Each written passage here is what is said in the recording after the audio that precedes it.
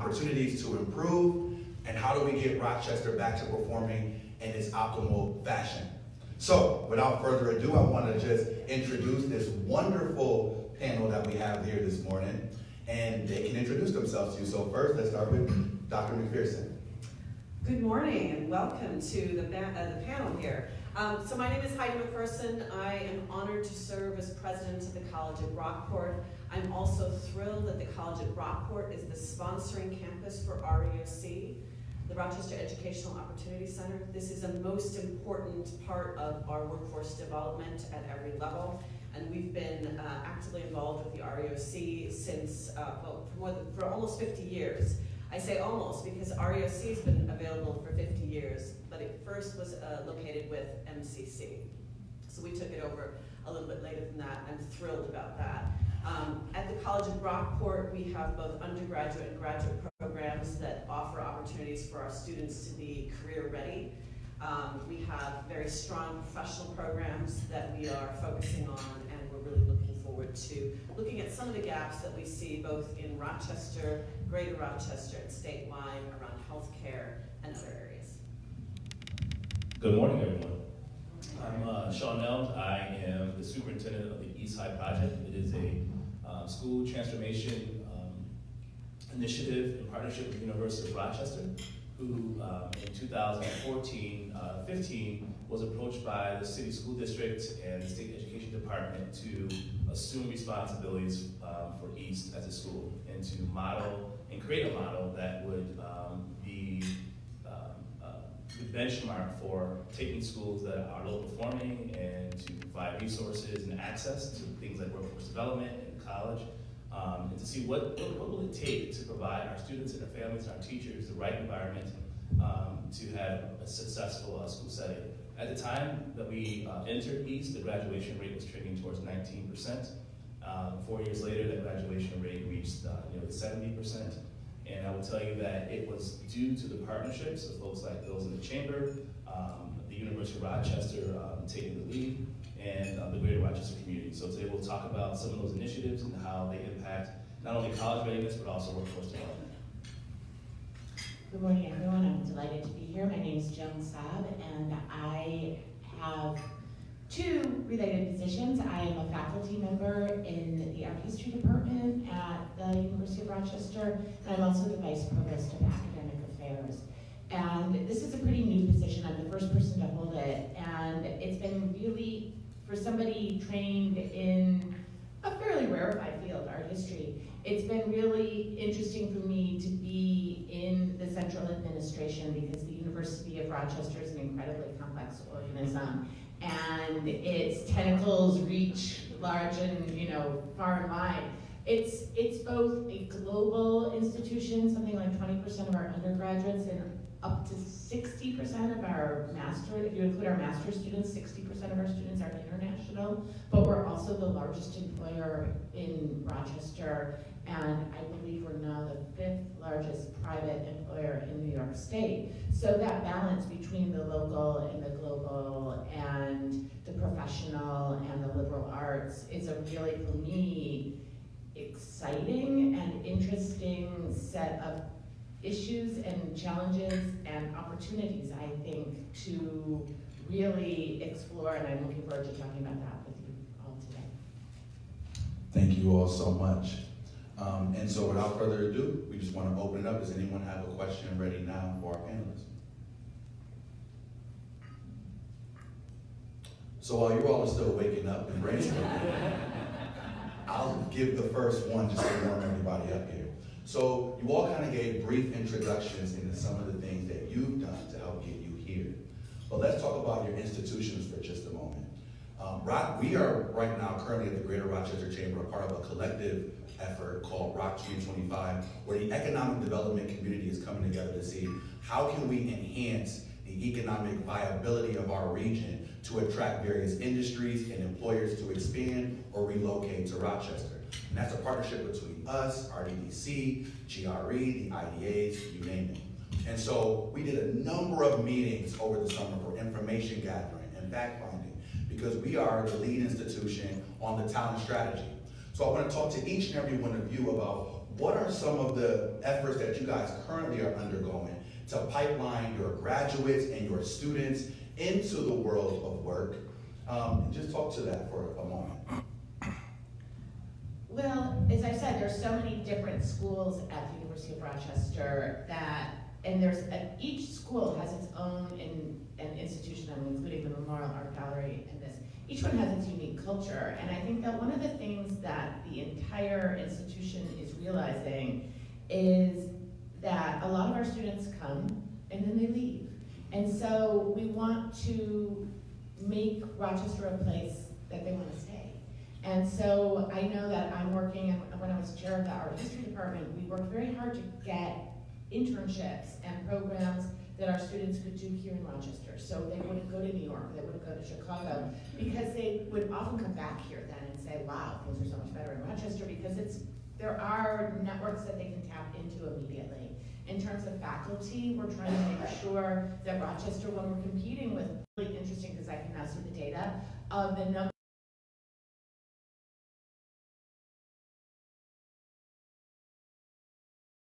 and I think that's because Rochester is a vibrant and interesting and livable city. Every city has weather, and once we get past that, we don't have hurricanes, we don't have earthquakes. I think we did have an earthquake, but it was so minor that very big. I know only we had an earthquake because I read it in the paper. But we are a vibrant community, and I think sometimes we're our own worst enemies because we don't sell what we have. And so I think getting students from their earliest days, we now have the hardest thing with getting students off campus initially at the University of Rochester was transportation. So, I was chair of the art history department. I wanted to bring my students to MAG. I couldn't get them there. So now we have buses, but we had to work with the city buses because it's a city bus that comes around. So those sorts of things that seem trivial and small, they make a huge effort. The number of students who have gone from the college to the Memorial Art Gallery in the last 2 years has nearly tripled. And part of that has to do with transportation and access. And that's a small example, but now it gets students off campus. It gets them into the neighborhood of the arts. It gets them going to Starry Nights for coffee or walking down East Ave. And so I think we need to break down that barrier between our institutions in the cities. And we're doing it for faculty. We're doing it for doctors and nurses, and many of whom are local. Many of whom have opportunities to leave. Some do, but I know a number of instances of people who left and then came back. But those are the stories that we need to repeat and tell, because otherwise people don't realize that other people may feel the same way they do about their location. No, and I appreciate those points because just getting students off of campus help them integrate into the social fabric of our community and see that there's more than just professional opportunities and experiences that lead to a college graduate saying, this is where I want to call home, this is where I want to be, start my family and my career. Dr. McPherson, do you have anything to add to that? Yeah, I've got a couple of things. First, I want to amplify one of the things that you said, Joan, about how we shouldn't be our own worst enemies. I went to a fantastic presentation by Matt Hurlbut, and he said the worst thing that we do is talk about the weather on our social media sites. And we've got to stop doing this because, like we said, weather is everywhere. And so if people are looking to relocate larger companies, we really have to amplify all the amazing things that we have in this area. We have fantastic roads. There are no such thing as traffic jams. And I know that people feel we have traffic jams in Rochester. You haven't lived anywhere else and we think we have traffic jams in Rochester, right? So there are many, many different things that we can all do as leaders in Rochester to start, well, we can stop doing. Let's stop talking about the weather unless we're embracing it in a beautiful way. But I also want to talk in two different ways because I have two different hats that I wear here in Rochester. I am the president of SUNY Brockport, but I'm also the president of the Rochester Area Colleges Presidents Network. So I think that makes me either a president squared or a super president or something like that. I'm not quite sure. I'm still looking for the title. But I want to start with Brockport. We are very fortunate in Brockport that we can track 95,000 alum. And of those 95,000 alum, 37,000 that live in greater Rochester area. So we really feel that we are doing an amazing job of getting people to Rochester and keeping them in Rochester. And we're very, very excited about that. 97% of our students are from New York State, so perhaps that's not surprising. That's actually something we're looking at, because we would like to be part of creating new Yorkers and going to other states and getting them to come and experience our area. But I think we're really excited about the opportunities that we have in Rochester. We also are doing a lot of work, both with our career services and with individual departments, and in our business school with their Success Center, to give students opportunities to have hands-on learning, real internship experiences, both with nonprofits, not-for-profits, and for businesses that are startups, sometimes businesses that have been going for quite some time. So we have a very intentional process for that. And I'm going to look at my phone here just for a second, because I took a picture of some data. And that's always a problem. Then you have to get your eyes open as well. In our last first destination survey, of the students that completed that, 63% of them had some kind of internship placement. Now, not all students do this survey, so I can't tell you how many students overall do an internship, but we would love to have more and more of our students do that, because the more opportunities they have to practice their profession before they go out, the more they'll know, A, that is what they want to do, and B, getting an internship gives them an opportunity to try out their skills in front of an environment where they may actually get a job as a result. We have a number of areas where our students are always finding jobs prior to graduation. So our nursing students always have jobs prior to graduation. Our accounting students do. Our computing sciences students do. The students who do programs that have a less direct relationship to a position that, accounting goes to be accountant. If there's a history major, may have a less direct route to a specific career. Those are the students that we're starting to work with even more to think about what we can do to help them be career ready. Putting my other hat on as the president of President Squared, we gather together as the 19 higher education institutions in the area, and we talk about what we can do collectively, because I think collective impact is something that we've been talking about in so many different forums. We had a great meeting with Matt Hurlbut, with Bob Duffy of the Chamber, with Vinny Esposito, to talk about what can we do together to create an opportunity for people to understand what the positions are after graduation, as well as internships, and how can we do that collectively. So we're working on a lot of different ideas. We've been working on putting together some websites.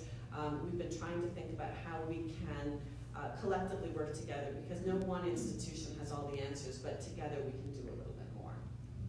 So my job is to get kids to University of Rochester and to Rockport, and to create a model. Rochester is, I think, the third largest district in the state right now. And so we have a unique opportunity to create pathways, multiple pathways for our students into the industry, into the military, but also into college. And I will tell you that we often focus on the ills of the city school district, where the vast majority of those kids are educated. And I'm going to challenge this group as we think about improving standard, college standard, or even military standard in some cases, in terms of what students needed to be able to know and do when they leave high school. And so what you'll see at East now is a robust curriculum focused and anchored on those standards. And industry has helped guide us. University of Rochester has viewed this as a campus-wide project, not just a school education project. And so we work with the medical, URMC, with our medical lab, CTE, or graduate education pathway, where kids are engaging with doctors and medical residents. I was in a classroom yesterday with a fourth-year resident, and they were dissecting calf brains. Sorry about your breakfast. And that was a really interesting thing to watch the college students come in and actually engage with our students. They do this in 4-week segments, so different residents will come in and deal with students on different medical careers. I see some of our partners from Optimax. They have really enhanced the work of our precision manufacturing. Fallmine Institute at the university has helped us bolster our vision care program, where we produce over 1,000 pair of glasses for students for free throughout the community. Our kids actually make the glasses, and they fit the glasses, and they deliver those glasses to young children throughout the community. And the list goes on and on and on about the number of partners that we have. And this is not an agnostic project, meaning that it's not just University of Rochester. We have influence from Brockport, and from St. John Fisher, and Geneseo. And so again, I go back to what happened. What happened is that at some point, the business community went one way as the school district started to not produce enough graduates. At some point, the colleges stopped recruiting in the city for potential college students because of the performance of our students, and even the military stopped recruiting here. So what was left was a community of young kids with no pathway. And so what we are trying to do at East, and also at the Center for Urban Education Success, I serve as director of that at the University of Rochester as faculty, we are documenting the process that is taken to transform the school and to move into the right direction. So my multiple hats are that superintendent, but also the director of the research center, and we're looking forward to keep producing and giving the community more information about how we can be collective in our approach, but very strategic and honest about how we got here. So you said something that was really interesting, Dr. Nelson, in your remarks about how it's time that we change the narrative and stop asking what's wrong with our CSD students and ask what has happened to our CSD students. And just one of the new conversations in the Chamber of Commerce world. So in addition to my role at the Greater Rochester Chamber, I have the privilege of 2 national fellowships, one through the U.S. Chamber of Commerce Foundation, the other through the Association for Chamber of Commerce Executives, where I get the privilege of convening with Chamber of Commerce workforce developers and talent strategists and education advocates from all across the country to figure out what are proven methods, where are the thought leaders on some of these challenges and issues. And the idea of transferable skills has become a very prominent conversation right now in our community of how do we start to package and wrap some non-traditional subpopulations of the talent market to talk about the strengths that they have. So if it were a veteran, how do we talk about their commitment, their ability to act in pressure and to rise to the occasion, or a mother with children who has a much higher unemployment rate, but they have crisis management skills, they have people management skills. And how do we change the way we view folks and their value in the workplace? And is the conversation of transferable skills something that you guys are having at the P12 level? Is it something that you're having at the university level? Because it's something I can tell you that's going to come rolling down in the world of work pretty soon, of how do we start seeing people's value outside of the resume and their work experiences? I can give you an example, not Rochester, but Syracuse. I was at a meeting recently, and they are doing exactly what you started by saying, is they have a military base nearby, and they are working with the state education department to do a micro-credential or credential for military vets to be able to, military vets to become teachers in that community. So they have a pipeline issue with recruiting teachers of color, and they have a base nearby that is had a large number of individuals who are experienced in the military, leaders in the military, who they believe they can help them think about the education career, work with the state to be able to provide a credential for them, kind of fast-track teaching certification, that they could rapidly increase the diversity in the workforce. More importantly, have leaders in those classrooms who have led in other environments, which would bring a different type of skill to those students as well. In Rochester, you know, I would say that we are, as a district as a whole, we don't have that type of program yet, but I would say that we're trying to make sure our teachers understand those transferable skills of our students. And so we often take our students and say if they're not able to do things in a certain way, then they're not ready for college or college and career ready. We're saying that we are ignoring what the things they bring to the table that would make them best suited to be resilient in college, best suited to persist through adversity in college. I mean, I'll tell you, as a first-gen student, the things that stressed out my college roommates that they were freaking out about, I was laughing. I'm saying that's not real stress, you know. And so I think that there are societal and social and also academic skills that kids in our city schools bring to the table that, quite frankly, colleges and workforce don't necessarily value or understand. So part of our process is to make sure that the universities, colleges, and the employers understand the true value of our students and what the assets they bring to the table. And that's trying to change the heart and minds of individuals, which takes a lot more time, but that only happens if those folks are in our schools engaging with our students. And so we've increased the number of individuals who actually who are in our schools, kind of the externships. They're coming into the schools to understand who our kids are as learners, as individuals, and hopefully we are changing some of the biased mindsets that some of those individuals have prior to meeting our youth and our families. And even at the collegiate level, I know that for a lot of folks in industry, there's difficulty in understanding how a psychology major, how an English major, or how a history major might be able to apply some of their education, some of their skills in the world of work. And I often tell this story that at one of my convenings with ACCE, I had the privilege of meeting a quality engineer on a manufacturing floor who was an English major with a psychology minor, right? And so how are colleges going to be able, and this is a conversation that we'll definitely have on the side of industry to help them look outside the box and traditional measures and metrics to assess a person's ability to complete tasks and duties assigned with a job.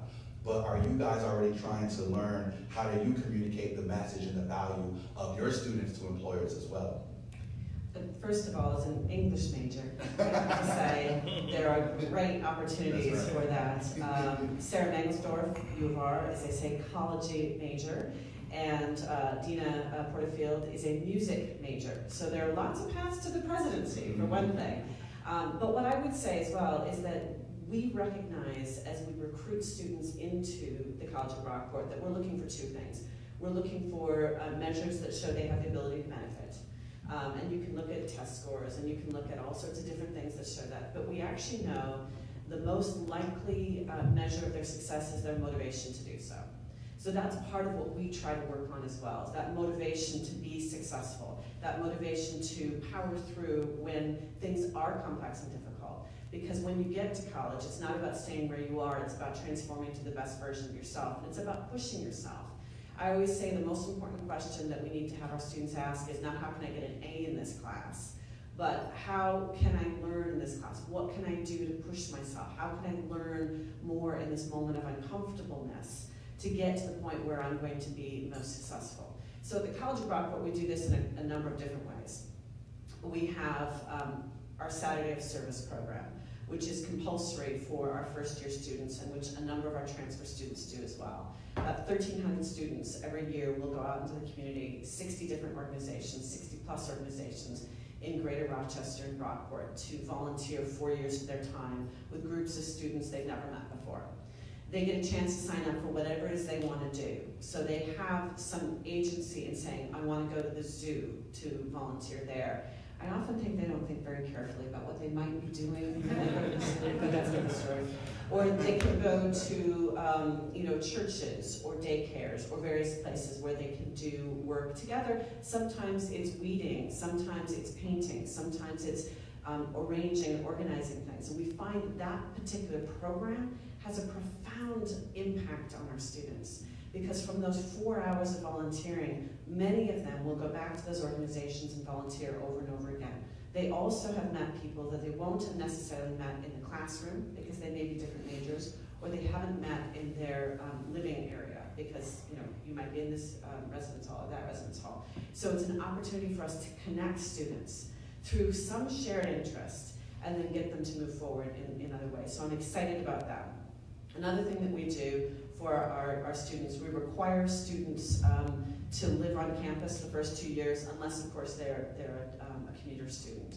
And over half of our incoming students now are part of living learning communities that can range anywhere from nursing intent or teacher intent programs, anything that's actually focused on a career, to what we call the explorers. And those are the students who haven't quite decided what they want to do, but they have an opportunity to say, what does this feel like? What does that feel like? For those who have an interest in, say, sustainability issues, social justice issues. So again, we find that our students persist at a greater rate when they have that opportunity to do some extracurricular and co-curricular work. And again, that's focusing on skills that are not just about what you do in composition class and what you do in algebra and what you do in those things, but it's about teamwork, it's about that kind of thing. The third thing, there's actually four, so I'll be real quick. The third thing is our leadership development program, which is an award-winning leadership development program. Students start with one-to-one mentors with faculty, staff, sometimes the president, and they sit down and talk about what it means to be a leader, how they want to develop their own leadership capacities, and where we can help them think through those ideas. It's a 4-year program. If they take all 4 years, they go from focusing on self to focusing on organizations, to focusing on community relations, to actually running a whole conference on leadership development in the final year. And we have been very intentional in ensuring that our underrepresented students are overrepresented in our leadership development program, because that's really, really important to us. And finally, we have, like most colleges, we have the APS class, which all students have to take, which is really basically getting them an academic planning seminar, getting them ready to be able to be successful in the classroom, getting them ready to think through things. And part of that, we do a common read program. Again, that's really common across institutions, but it's been very important for students to have some common intellectual background there where they can focus on things that are sometimes very complex. This particular year, our focus was on a book called, of course I'm going to forget the title. Line Becomes a River. The Line Becomes a River. This is why I have Dave with me wherever I go. And The Line Becomes a River focused on our southern border and what it meant for an individual who was a border patrol person, how that transformed his thinking about the world and what he did as an activist afterwards. And again, it raised questions, and that's the important thing. We're not about finding the answers, we're about raising the questions so that we can teach our students how to think through complex issues and hopefully how to have civil discourse even when there is a variety of opinions on the table.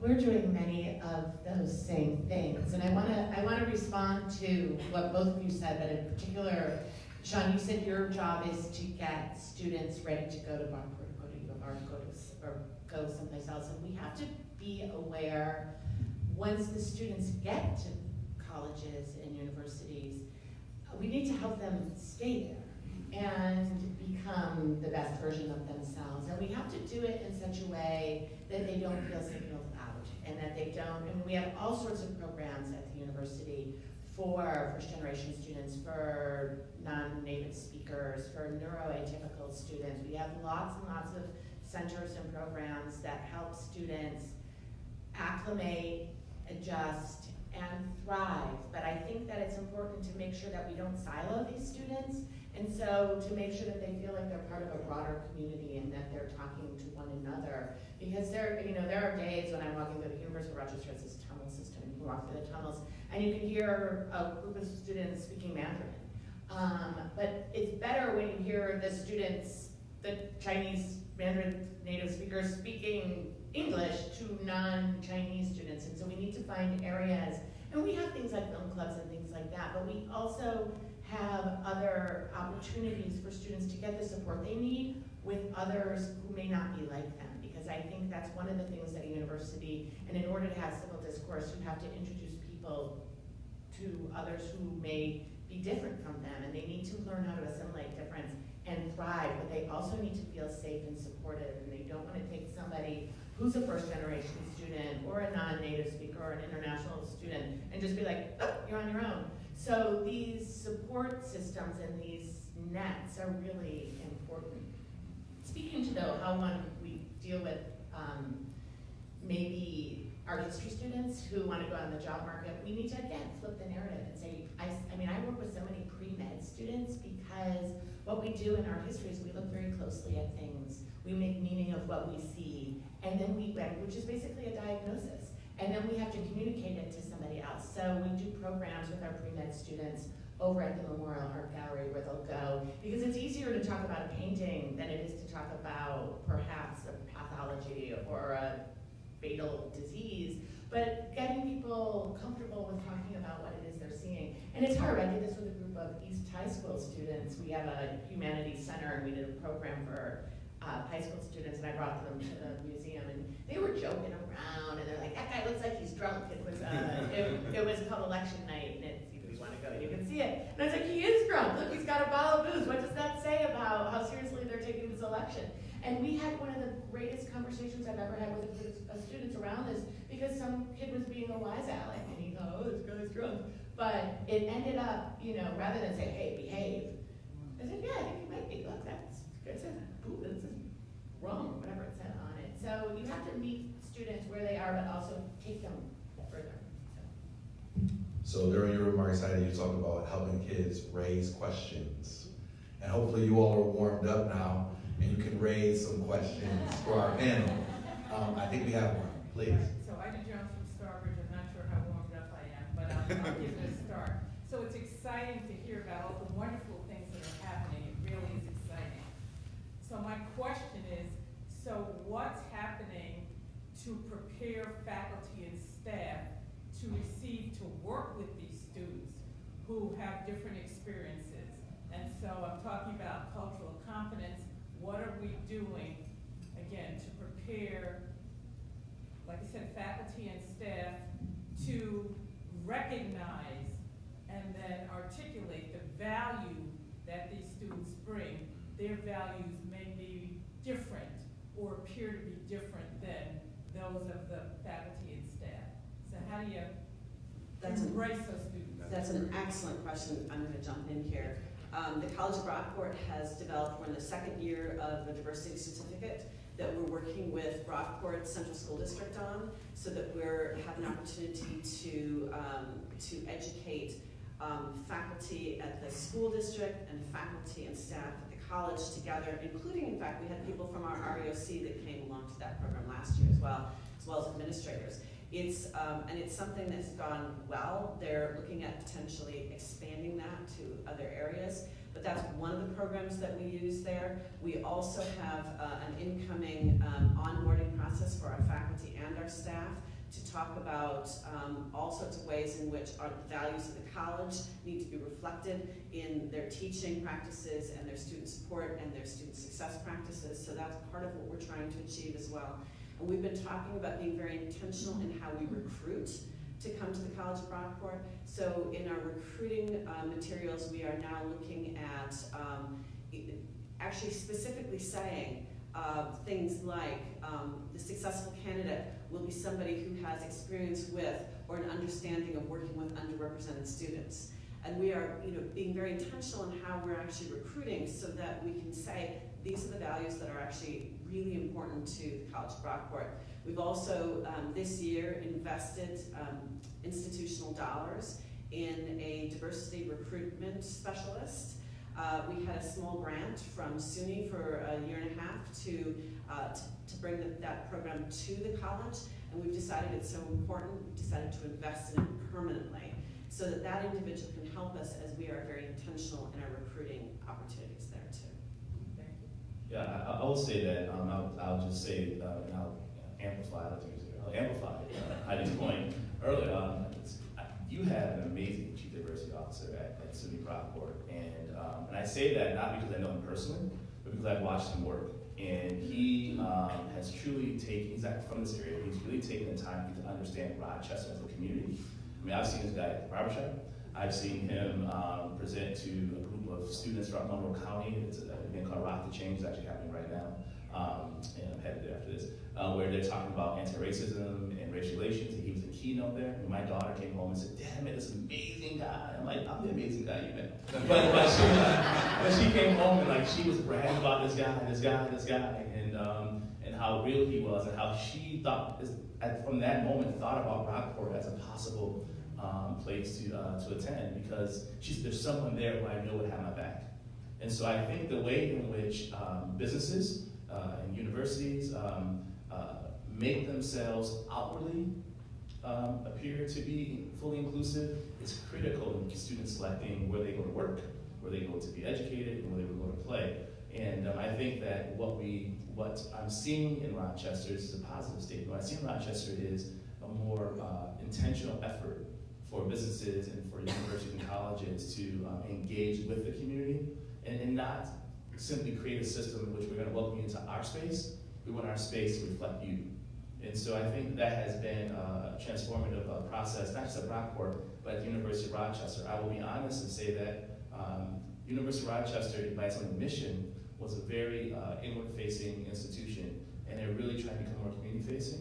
The Eastside Project has allowed them to understand the realities of urban life, the realities of urban schooling, and I know for the School of Education, we have transformed our entire curriculum to reflect emphasis on equity, reflect an emphasis on truly embracing Meliora, our school model, while making it ever better. And we are doing things like right now, we're in the middle of a book study of Ibram Kendi's Step from the Beginning, which is a history, a chronicle of racism in America, how people are racialized.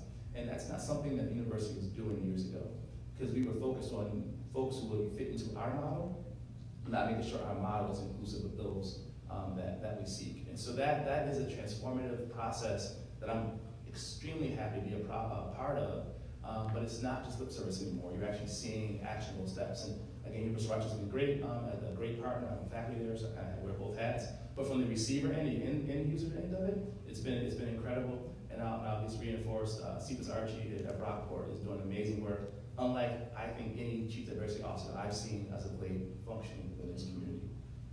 So I'm going to echo what Sean said and say there are some areas at the University of Rochester that are doing an exceptional job with this. I think Warner School is doing an outstanding job. I think the School of Nursing is doing some really innovative and important work, particularly with the affiliate hospitals in the southern tier.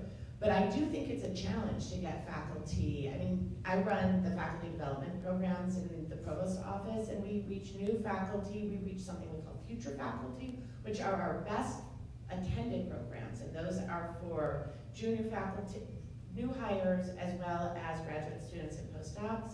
And I do something for emerging leaders. But the people who go to these are self-selected, and they're not required. And I've changed what we've done to focus on resources and problem solving and education. But there were a lot of faculty members who were not reaching with these programs. And I think that you may have a brilliant statistician or a brilliant composer or a brilliant surgeon or et cetera, who wants to just do their work and have students who they can teach, and they aren't interested, for lack of a better word, or generously prepared, I think, to deal with some of these things. I know that with this increase in international students, it brings a lot of really good things to the institution, but very few of the faculty are trained in English as a second language, and how do you read a paper by somebody who's not a native speaker? How do you read a paper? And it then puts a burden on the faculty. So we're building up support systems for the faculty and providing resources, but the challenge is getting people to go, because the people who go want to go.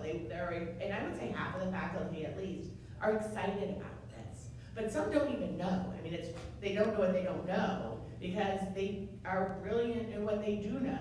But what they do know may not be how to deal with difference, how to assimilate problems, So this is the challenge, and it's something that I'm trying to expand our programs, because initially they were just for incoming faculty, emerging leaders, and what we call future faculty. And people have been calling me, can I come to this? Can I do this? And we're starting a mentoring program, and this has been incredibly interesting, and I think it's going to be successful, because we're doing lots of different types of mentoring, because sometimes if you assign a mentor, then it's just part of your job. Sometimes the people who sign up to be mentors are not the people you want mentoring other people. And so but I do think everybody agrees that mentoring is crucial. So we're coming up with different forms of mentoring and spotlighting relationships that student, faculty, grad students, staff, faculty. I mean, we're modeling all sorts of these to say, what does a mentor look like? Who's your mentor? You might have a mentor network. And these sorts of things then create resources and communities that are both institutional and grassroots. And so I think supporting the faculty and allowing them to say, I may not know what this is, because yeah, we do have great turnout at a lot of these events, but we're not reaching the people I think that we need to reach a lot of times. If I could just jump in, I think that's such an important point, so thank you. What I mean by that is, at the core of the institution has to lie your moral purpose and moral direction. And I think we often bring in these outside recruiters or officers, and then people come into the system, then the underbelly rears its ugly head, and people leave. Because they understand that once you get past the smiling face who got you there, you get past the 1 or 2 faculty members or co-workers who may invite you to the company party, when it's time for advancement, the underbelly surfaces. When it's time for a critical conversation about something that happened in the break room, then ugly conversations occur. And so I think as we look at these attempts to diversify our workforce, diversify our colleges, and diversify our schools, we have to address the core that really runs the institution. And that's hard, especially with large colleges where you have multiple departments. It's even hard in education. When you have 200 teachers in a room, in a building, it's like 200 independent contractors. It can feel that way unless you create a core value. You express your core values and you align that to your policies, more importantly, and they can practice it. So I think that that's a challenge for all of us in this community, and I think it's easier. It could be a much easier challenge if we walk this process together. And so those who acknowledge it. Acknowledge it. I think that, I mean, there's a lot of like, oh, we're all rainbows and ponies and unicorns and every sunshine. But I think sometimes taking the bad moments and, transparency, I think, is key. And turning them into teachable. And this is what we do. We're educators. We teach. And I think that if we sweep things under the rug or close the door, those skeletons are gonna fall out of the closet. And I think rather than try to bury things, I think say, hey, we've got a problem here. Let's have a conversation, a difficult conversation, a critical conversation about this, and hear from lots of people. And I think that is one way to model those types of problems solving. So I think that stirred the room up. I have 3 questions. So let's start with Ann, and then Ricky, and then our guest over here. Have any of you had discussions in your organizations about what's happening at Syracuse University and how it might come to you, or how you would learn from what they're going through? Yes. Yes. Yeah, it's interesting because as part of SUNY as well, the SUNY system is convening all of its presidents the week after Thanksgiving to talk about civil discourse, to talk about protests, to talk about what to do when people come from the outside or the inside to disrupt and create chaos, and to challenge free speech, which of course is also a complex part of that. So yes, we've been having our own conversations within cabinet on my campus about what to do about people who come onto campus and who do various things, but also how we're helping our students create opportunities for everyone to feel safe. That is an ongoing conversation that is never going to end. Syracuse or Binghamton or any of the other places where there is unrest right now are just symptoms of something that we have to deal with all of the time.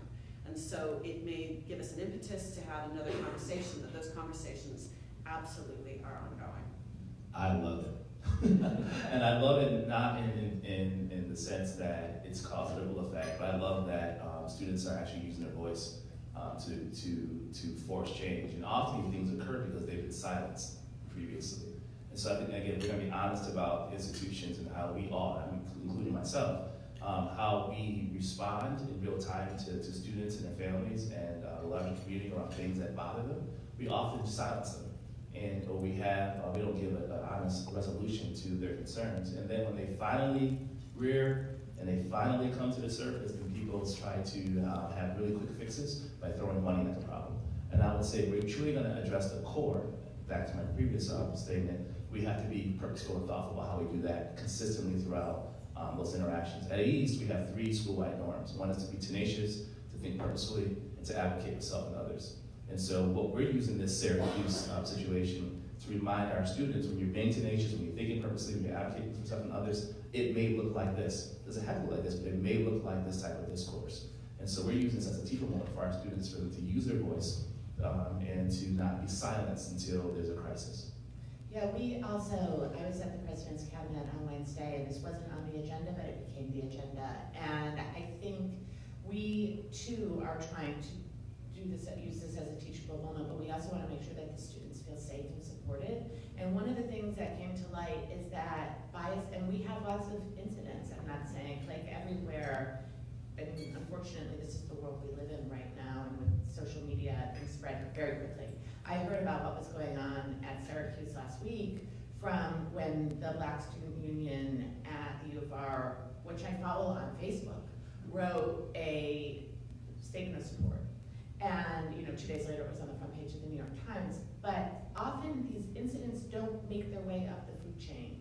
And so the president may not know, or the dean may not even know what's going on. So what we talked a lot about on Wednesday, was how to share this information and disseminate it, and to come up with a response that makes students feel safe, but also secure in their right to free speech. So that's the balance. That's the balance that you have to sort of walk as we between constitutional rights to say what you want and also being respectful and feeling safe, because we have a responsibility to our students, particularly our undergraduates, to keep them safe, and our graduates, and our faculty, and our staff. And a lot of the things that are happening in Syracuse are directed towards faculty as well. And our faculty members are getting horrible, horrible letters.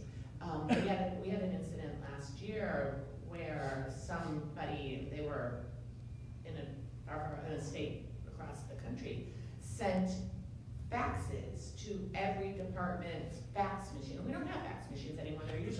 They're attached to our photocopiers.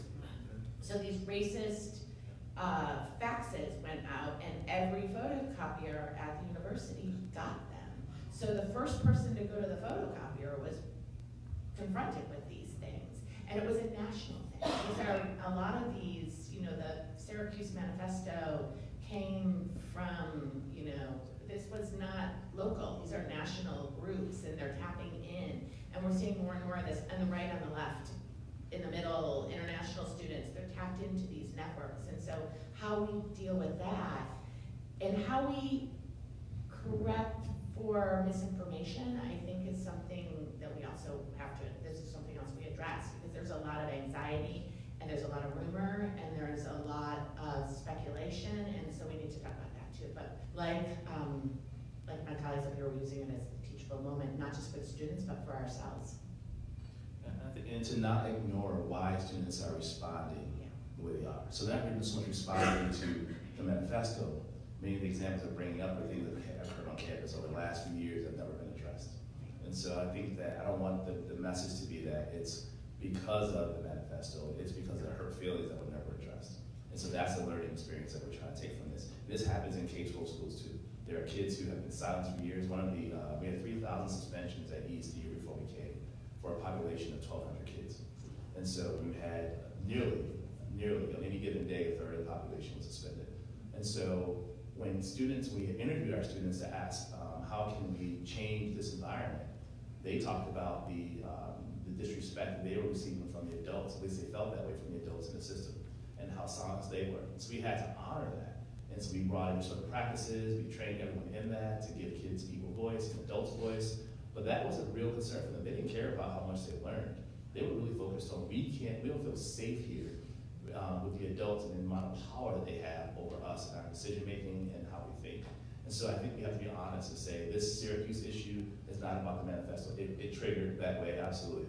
But it's about students talking about being called the N-word by fraternities and being followed home and being slandered in bars downtown, and people get drunk saying hurtful things. Like, those things were never addressed. And so I think we're at the point now where we're being faced we were being forced to face, someone said, I think Michael Jackson said, the United States of amnesia, in that we quickly forget about things and continue to act as if things are fine for everyone. It's not.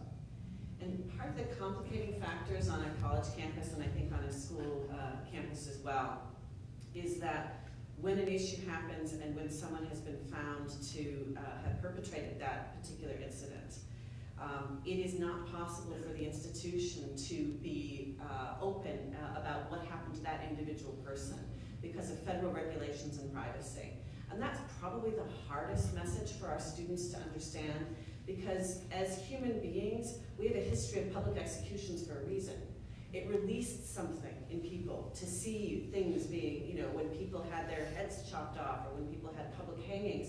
If you look back in history, there's a release that happens when you say somebody was found guilty and they've been punished, and I've seen them be punished.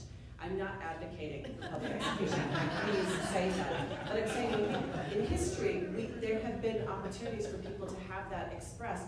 The hardest part for our students is for us to say, yes, this has been taken care of, and they want to know what happened, and we are not able, through federal regulations, to say what happened to an individual.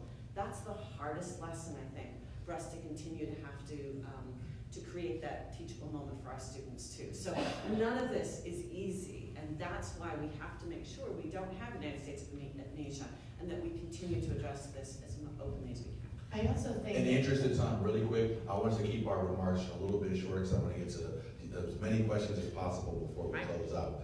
But Mr. Frazier, you had a question, and we have one question over here as well. Good morning. So my question is, again, in putting Rochester to work, what are we doing as far as the college community to integrate our rank and file teachers to be exposed? Because again, some of our longer term teachers may not know the job market, may not know what's going on in the colleges. And at the second part, what are we doing for our students? Because again, I look at student professional development to expose them before they even get to college, what's on campus and what opportunities, and to be able to interface with students.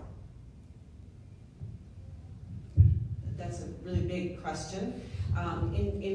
In terms of what the College of Rockport is doing for our students who are education students, we are looking to develop an urban education institute so that we are ensuring that as we're teaching students the pedagogy of how to teach English or math or history, we're also helping them understand the kind of environment and trauma-informed care and the number of different things that they'll face as teachers. For students are people, not just students. They are not just there to learn English or history or math. They're there in an environment of family, an environment of social networks, an environment that may or may not be positive for them, and as a teacher they have to learn how to deal with a number of different things. So that's part of what we're trying to do, and that's just one part of the answer to the question, but I want to give my colleagues an opportunity. I'm gonna let you, Sean's in the School of Ed, so he can speak to our. So we do a number of, we do a number of experiences with local teachers, not just in the city, but throughout the region. There's a center that's lead as Learning in the Digital Age, and we're trying to connect university and theory through use technology with some of our local teachers, so they can take the journey of understanding how to rethink how we support and address student needs through curriculum, instruction, and assessment. We are using use technology to better understand who our communities are as individuals. So we have this cultural responsive practice kind of thread through there. We do a number of sessions for teachers around leadership. I host a few of those to our center. And so we make those opportunities available, but what I will say is that we have not done a good job of making those things more aligned in part of the district's strategic plan. So where I see a disconnect is a lot of these opportunities are available in the local schools, but there's not a direct pipeline between the teachers in those school systems or the unions in those school systems. And so those who want to go often attend, but it's the individuals who don't, who probably need to be there most, who aren't attending. So we have to find a more coordinated approach and way to ensure that all teachers have access to this type of learning, and working with the school district is going to be critical in that effort, and we are doing that with the new superintendent. I'm not going to talk about teachers so much as I'm going to talk about education and the educating workforce. And I mentioned briefly some of the things that they're doing in the School of Nursing that are, I think, parallel to the question that you asked, in that the University of Rochester is working with the affiliate hospitals that are now part of the regional health map to bring the nurses up to, New York State has changed the requirement for nurses, and a lot of the nurses in the southern tier hospitals don't have the credentials that they're going to need to stay certified in New York State, and they don't have the same credentials as we do at Strong. And one of the things that is a mandate by the state and also by the U of R hospital system is that all of the nurses are at the same certification and level. And so we're working to provide the opportunities for nurses who want to be credentialed to use their U of R faculty or staff employee educational benefit to take classes. Many of them are these hybrid classes that are online that use their daily work as their clinical. So it allows for, it's a more flexible and I think pragmatic way of addressing something that could otherwise be a real hindrance. And I've been working with the School of Nursing because online education is part of my portfolio. And when I first found out, I was like, I'm in charge of online education, and I believe in sort of face-to-face exchange. The amount of exchange that goes on in these online forums is actually from what I'm hearing, greater than what happens often in the classroom. And the amount of time that the students get with their faculty members is more personal and intense. And so this program is working, I think, very, very well in our School of Nursing. And I know that it's a model we're trying to use for other areas at the university. So I think education may be a place to do it too. I know that our Warner School has more and more online programming that is reaching people who may not know what's going, as you said, may not be aware of changes. And it's a way to educate and excite and form community in non-traditional ways or in new technological ways. And we'll take our last question. I'm Kim Fisher. I work for Morgan Properties.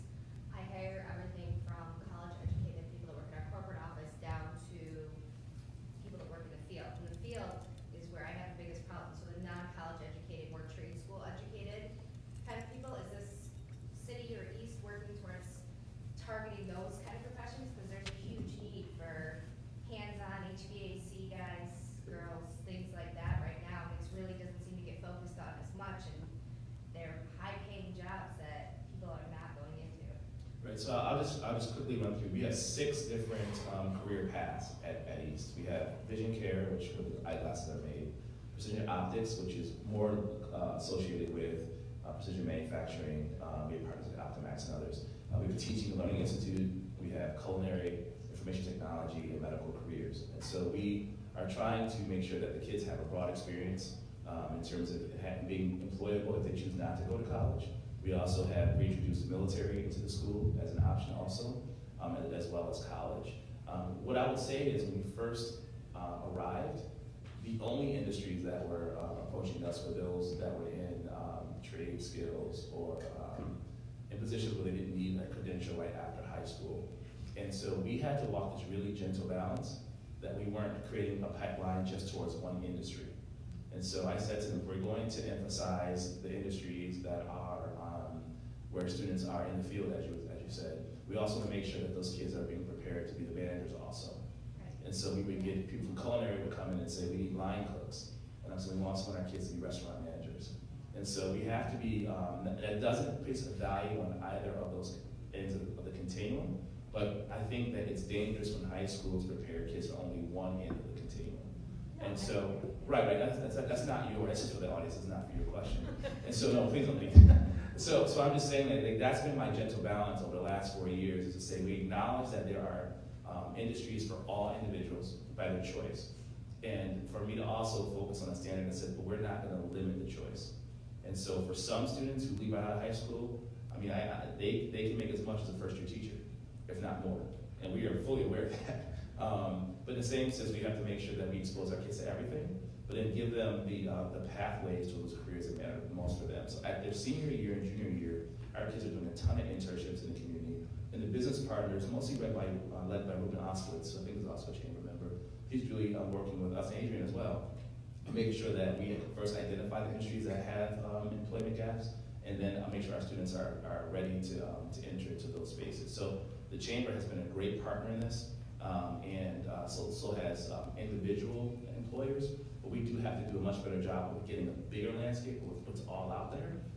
And I would love to talk after this about some of those opportunities that you have in Morgan.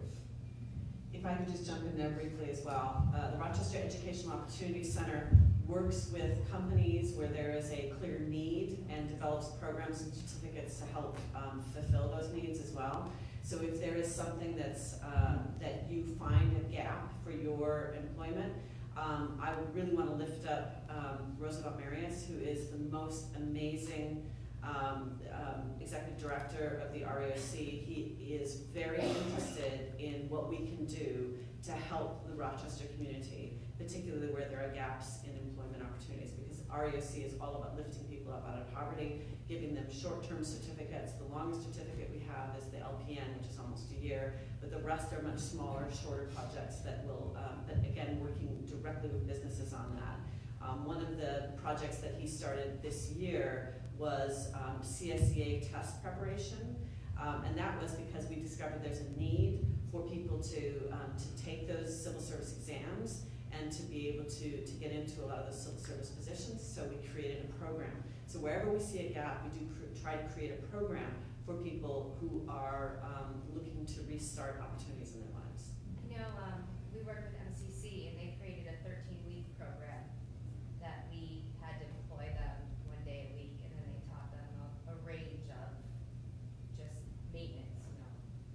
And it worked out well, but keeping them there with only working 1 day a week was hard. So I kind of just want to pose one more question because I thought we touched on a really important topic around diversity and inclusion, especially given that workplace culture is going to be a key factor moving forward into if employees want to actually stay in a job or not. I mean, to the work that all of you do, you train an employee to want to leave, but you treat them in a manner in which they don't want to.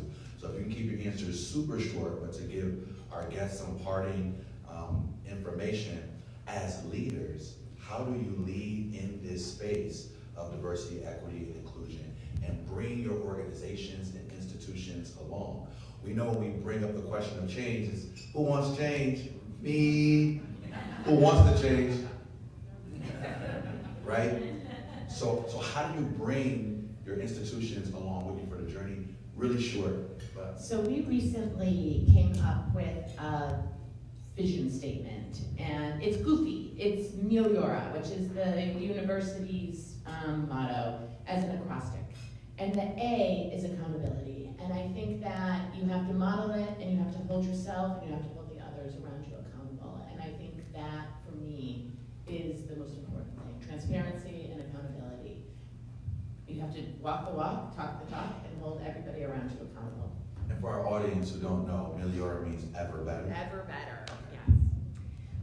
We're very clear and intentional in creating our new mission statement. The College of Rockport is an inclusive learning community that inspires excellence through growth, engagement, and transformation. And it was something that we did very, very intentionally. And each of the goals of our strategic plan has inclusion and diversity within it. We have metrics that we focus on. We have all sorts of operational goals for that. And we talk the values everywhere we go. That's really important. We create opportunities on our campus for affinity-based groups to come together and talk about what they need to be successful on our campus, and we raise that up and do more with the information that we receive. I simply say by making sure that you are understanding of the communities that you seek to serve and be diverse. Dr. Kendi was here this week. He came to speak about being an anti-racist, his new book, and he said something that I actually tweeted. I just found a typo in that tweet. But he said, if you know you are not something, then you must know what that something is. So if you know you are not something, then you must know what that something is. So if you are not inclusive, if you are not culturally competent, if you are not understanding of gender issues, like gender, so if you have to know what those things are. And so I think that introspection is first, and that means introspection for the company that you lead, or the college that you lead, or the high school that you run, and then you must seek to understand. And I think that's something that we have to do a better job of. Give it in for our panelists.